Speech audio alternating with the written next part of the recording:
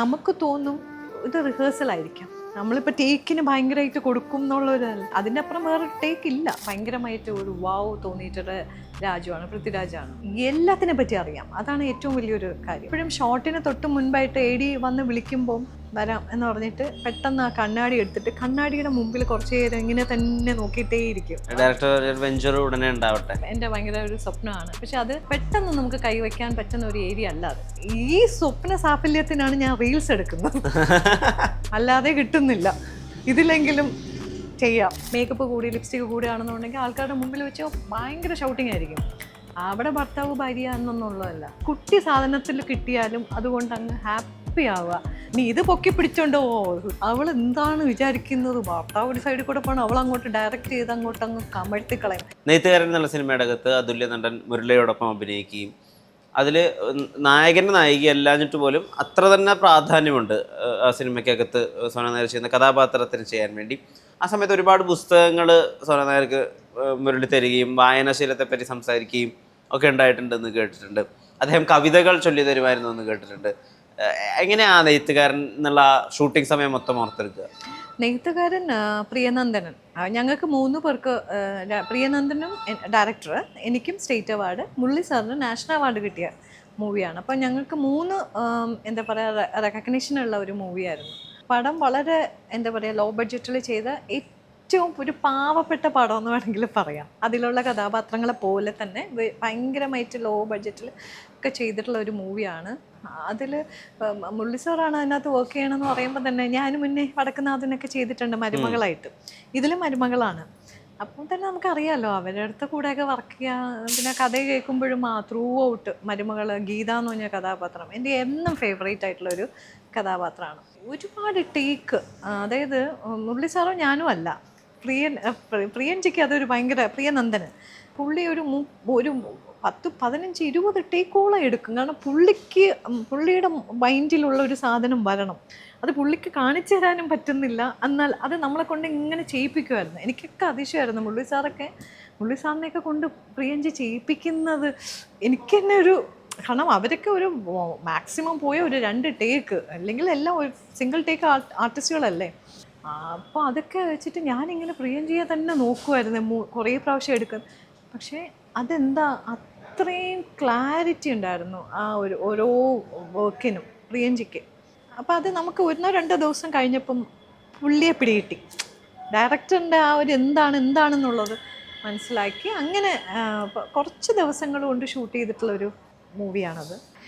ഞാനൊരിക്കലും അതിനകത്ത് എനിക്കൊരു സ്റ്റേറ്റ് അവാർഡിന് ഒരു ഹോപ്പുണ്ടായിരുന്നു എന്ന് ചോദിച്ചാൽ മേ ബി ആയിരിക്കാം, ഉണ്ടാവാം. വളരെ സെറ്റിലായിട്ടുള്ളൊരു അഭിനയമായിരുന്നു എന്നൊക്കെയാണ് ജഡ്ജസ് ജൂറി പറഞ്ഞത്. അതാണ് സ്റ്റേറ്റ് അവാർഡിന്. നടൻ മുരളിയുമായിട്ടുള്ള അനുഭവങ്ങളുണ്ടല്ലോ. മുരളി സാർ, ഞാൻ പറഞ്ഞു വന്നു വെച്ചാൽ മുരളി സാർ എപ്പോഴും വായിച്ചിട്ടേ ഇരിക്കും പുസ്തകം. ഒരു വലിയൊരു ബുക്കിൻ്റെ അകത്ത് വായിക്കുന്ന ബുക്ക് എടുത്ത് അകത്ത് വയ്ക്കും. ഇംഗ്ലീഷ് ബുക്കാണ്, നോവലൊക്കെയാണ്, നോവലോ എന്തോ അറിയത്തില്ല, അതായിരിക്കും. പക്ഷെ അതിൻ്റെ കവറ് വേറെ ഇതായിരിക്കും. അപ്പോൾ അറിയില്ല ഏതാണ് വായിക്കുന്നത് എന്താണെന്ന്. അപ്പോൾ അതിനെ നോക്കുമ്പോൾ കാണാം ഇംഗ്ലീഷ് ബുക്കാണ്, വെളിയിൽ വെച്ച മലയാളത്തിൻ്റെ സംഭവമാണ്. ഈ അത്തരം എന്താ പറയുക, എപ്പോഴും ഇങ്ങനെ ത്രൂ ഔട്ട് ഇങ്ങനെ വായിച്ചിട്ടേ ഇരിക്കുന്നതാണ്. ഷോട്ട് കഴിഞ്ഞിട്ട് ഫ്രീ ആവുന്ന സമയങ്ങളെല്ലാം വന്നിരുന്ന് വായിക്കും, കുറേ പുസ്തകങ്ങൾ വായിക്കും. വായിച്ച പുസ്തകങ്ങളെ പറ്റി പറയും, അതിൻ്റെ ഓഥറിനെ പറ്റി പറയും. നിറയെ പുസ്തകങ്ങൾ വായിക്കണം എന്ന് പറയും എന്നോട്.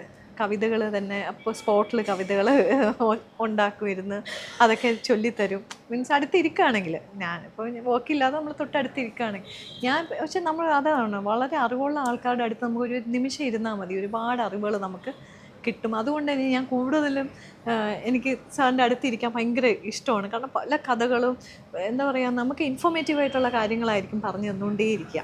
വേറെ ഈ സോ കോൾഡ് സിനിമ സംഭവങ്ങളോ മറ്റു കാര്യങ്ങളോ മറ്റുള്ളവരെ കുറിച്ച് ഇങ്ങനെ ഒന്നും അദ്ദേഹത്തിൻ്റെ വാക്യത്തിൽ ഞാൻ ഇന്നുവരെ കേട്ടിട്ടില്ല.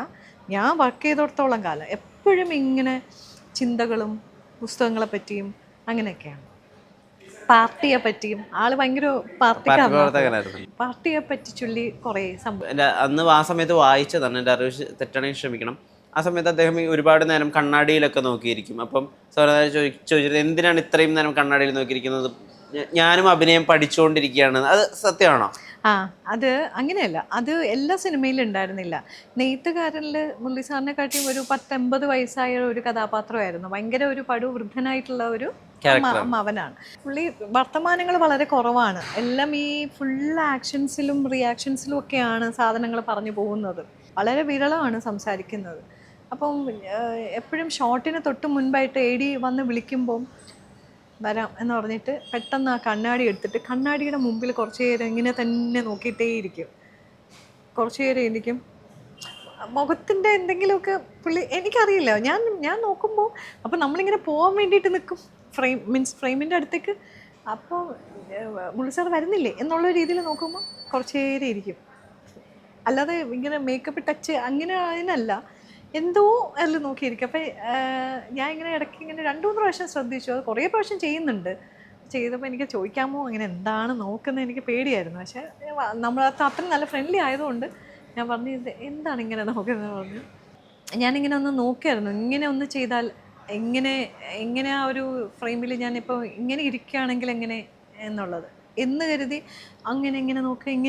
അങ്ങനെയൊന്നുമല്ല, ഇതിൽ തന്നെ നോക്കിയിരിക്കുന്നത്. അതെൻ്റെ ആ ഒരു ഇതെന്താന്ന് എനിക്കിപ്പോഴും. സാറുണ്ടായിരുന്നെങ്കിൽ പാവം, നമുക്കൊക്കെ ഒരു വലിയ നഷ്ടമാണ്. ഉണ്ടായിരുന്നെങ്കിൽ ഇപ്പോഴും ചോദിച്ചാലും അതൊക്കെ തന്നെയായിരിക്കും മറുപടി. കാരണം അങ്ങനെ പൂർണ്ണമായിട്ട് മറുപടി അങ്ങനെയൊന്നും പറഞ്ഞിട്ടില്ല. ഞാൻ നോക്കുകയായിരുന്നു ഇങ്ങനെ, ഇതിങ്ങനെ ചെയ്താലോ, ഇങ്ങനെ നോക്കിയാലോ, അവിടെ ഇരിക്കുമ്പോൾ ഞാൻ ഇങ്ങനെ ഇരുന്നാലോ എന്നൊക്കെ ഉള്ളത്. അപ്പം നമ്മളൊക്കെ ആണെങ്കിൽ കണ്ണാടി വെച്ച് ഇങ്ങനെ നോക്കും, സൈഡ് നോക്കും, ഇങ്ങനെ ഇരുന്നാലും അങ്ങനെയൊക്കെ അല്ലേ. പക്ഷെ ഇത് ഇങ്ങനെ തന്നെ നോക്കിയിട്ടേ ഇരിക്കും ആ കണ്ണുകളിൽ. എനിക്കൊണ്ട് ആ കണ്ണും ആ മിററിൽ വരുന്ന കണ്ണുമായിട്ട് എന്തെങ്കിലും സാറ് പറയുന്നതാണോ എനിക്കറിയത്തില്ല. ആ വർക്കിൽ ഞങ്ങൾക്ക് എല്ലാവർക്കും അതിശയം ഉണ്ടായിട്ടുള്ളൊരു കാര്യമാണ്. അതെല്ലാവരും കാണണമെന്നില്ല. അപ്പോൾ ADs മാത്രമാണ് കാണുന്നത്. ചിലപ്പോൾ അകത്തിരിക്കുമ്പോൾ വിളിക്കാൻ വരുമ്പോൾ കുറച്ച് നേരം ഇങ്ങനെ ഇരിക്കും കണ്ണാടി. എപ്പോഴും ഇല്ല, വളരെ റയറായിട്ട്. ഒരുപാട് സന്ദർഭങ്ങളിൽ ഇങ്ങനെ സാധാരണ ഒരാൾക്ക് വളരെയധികം വിഷമം വരും. ചിലപ്പോൾ അയാൾ കുറേ കാലത്തേക്ക് അയാൾ അലട്ടും ചെയ്യാൻ സാധ്യതയുള്ള കുറച്ച് സംഭവങ്ങളൊക്കെ സ്വന്തമായിട്ട് ജീവിതത്തിലുണ്ടായിട്ട്. ഇപ്പം ചലച്ചിത്ര വികസന കോർപ്പറേഷൻ്റെ ചെയർപേഴ്സൺ ആവുന്നു, അത് പെട്ടെന്ന് തന്നെ ആ ന്യൂസ് സ്പ്രെഡ് ആവുന്നു, അത് അപ്പം തന്നെ അവസാനിക്കുന്നു. കുറേ പേര് അതിനോട് വളരെ മോശം രീതിയിൽ വിമുഖത പ്രകടിപ്പിക്കുന്നു. അതുപോലെ തന്നെ ഈ രണ്ടാമത്തെ നടിയാവുന്നത് ഒന്നാമത്തെ നടിയാണെന്ന് എല്ലാവരും വിചാരിക്കുന്നത്, പെട്ടെന്ന് രണ്ടാമത്തെ നടിയാവുന്നു. ഇതൊന്നും പക്ഷെ അങ്ങനെ ബാധിച്ചതായിട്ട് കണ്ടിട്ടില്ല. എപ്പോഴും ഇങ്ങനെ ചിരിച്ചായിരിക്കുന്നു.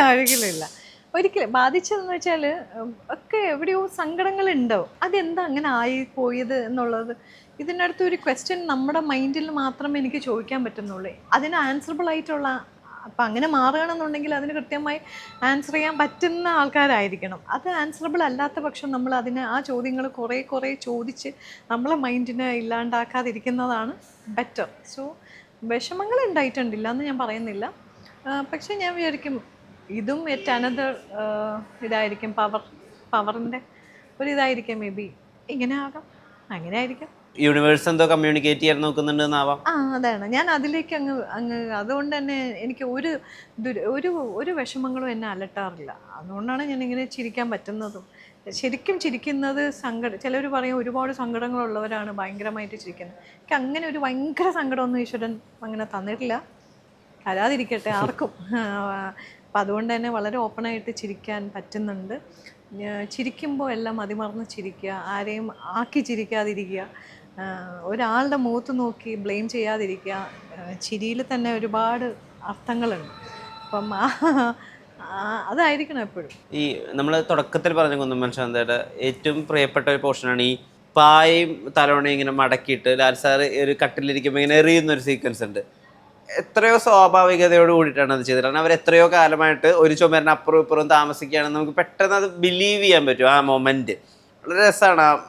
അതിന് ശേഷമുള്ള ചീത്ത വിളിയും ഒക്കെയും അത് സാധ്യമായത് ശ്രീ മോഹൻലാൽ എന്നുള്ള പ്രതിഭ വളരെ റിസ്ട്രെയിൻഡ് ആയിട്ട് നിങ്ങളോട് ഇടപഴകുക, അല്ലെങ്കിൽ ആ ഷോട്ടിന് അങ്ങനെ ഇതൊരു ഭയങ്കര സംഭവമല്ല, ഇത് ഈസിയാണെന്ന് കാണിക്കുക, അദ്ദേഹം പ്രൊവൈഡ് ചെയ്യുന്നൊരു ഈസിനെസ് ഉണ്ടല്ലോ, അതുകൊണ്ടൊക്കെയാണോ അങ്ങനെ ആ ക്യാരക്ടറും അങ്ങനെ ഒരു സോന നായരെ പിന്നെയും കണ്ടിട്ടില്ല? നമ്മൾക്കിപ്പം ഒരു സിനിമയിൽ ഒരു കഥാപാത്രം എഴുതി വയ്ക്കുന്ന രീതി, അത് ഡയറക്റ്റ് ചെയ്യുന്ന രീതി, അത് ഗിവ് ആൻഡ് ടേക്ക് കൊടുത്ത് അതിനെ പ്രതിഫലിക്കുന്ന ആക്ടേഴ്സ്, ഇതൊക്കെയാണ് ഒരു സിനിമ എന്ന് പറയുന്നത്.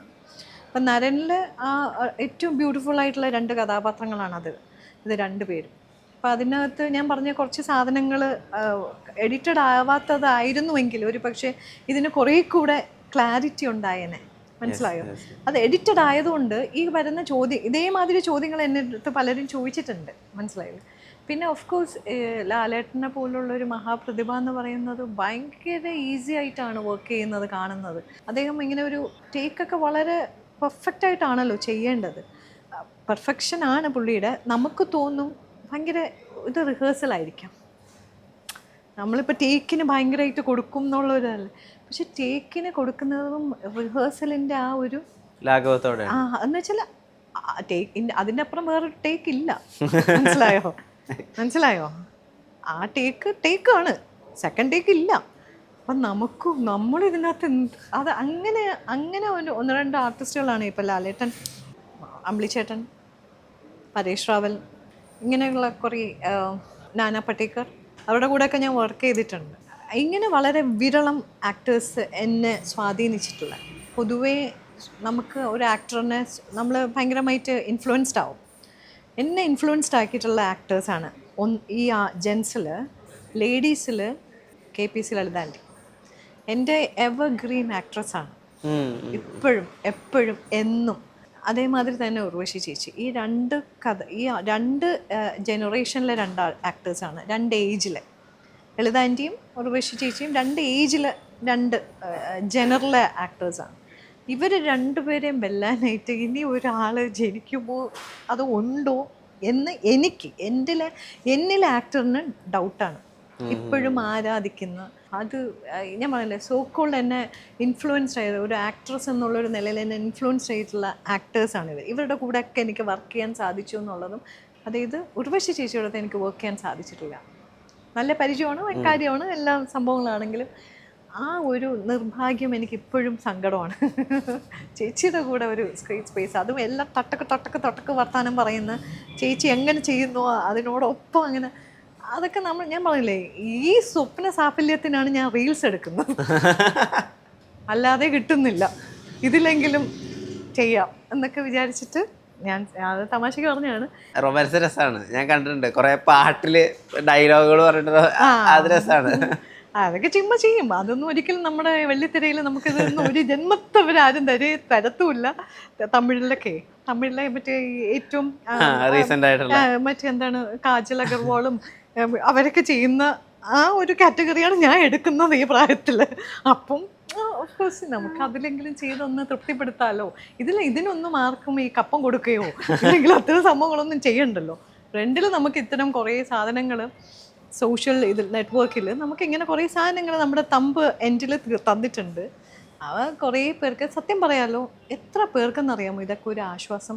ഇങ്ങനെയുള്ള ഈ പറയുന്ന റീൽസുകളായാലും എത്ര പേരെയാണ് നമ്മൾ ടാലൻറ്റഡ് ആയിട്ടുള്ള ആൾക്കാരെ നമ്മൾ എത്ര പേരെയാണ് കാണുന്നത് ഡെയിലി, അല്ലേ? നോക്ക്, കുട്ടികളുടെ സെഷൻ ആവട്ടെ, വീട്ടിൽ അടുക്കളയിൽ മാത്രം നിൽക്കുന്നവർ, എത്ര പാട്ടുകാരികളെയാണ് നമ്മൾ കാണുന്നത് ഈ റീൽസിലൂടെ. ഇവരൊക്കെ മുന്നിൽ വരേണ്ടവരാണ്, പക്ഷേ വരുന്നുണ്ടോ?